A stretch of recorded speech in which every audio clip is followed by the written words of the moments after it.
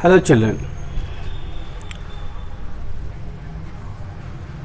today we are going to discuss the focal length of lens depends on surrounding medium, or the focal length of a lens increases in water.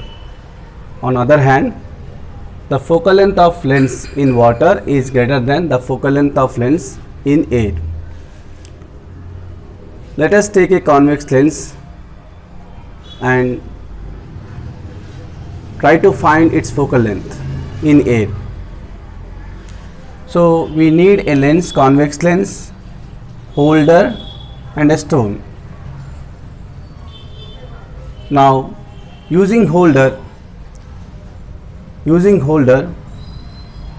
set or keep convex lens in holder and take a stone. Observe the image of the stone through lens. Observe the image of stone through lens in air.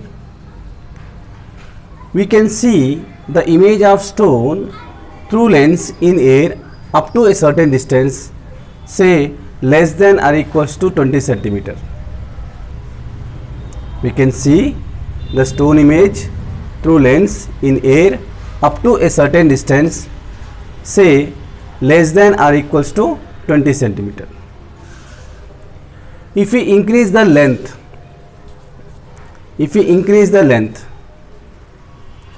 or beyond this length or beyond this distance, we can't see the image clearly.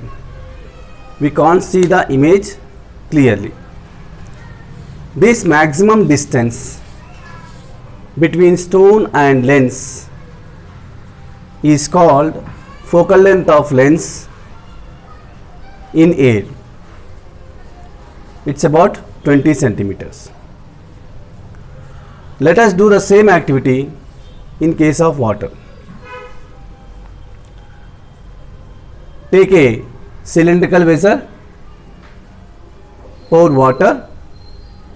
Here we have to remember that the height of the cylindrical vessel must be 4 times greater than the focal length of the lens, and we have to pour water and we have to maintain the water level height greater than focal length.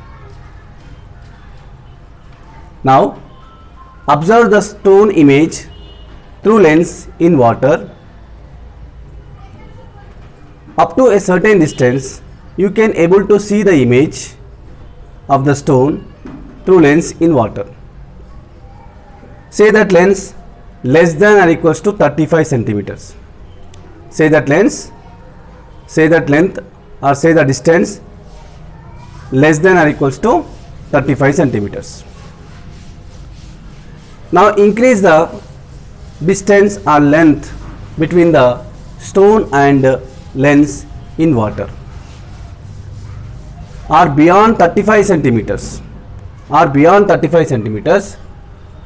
we cannot see the stone image clearly.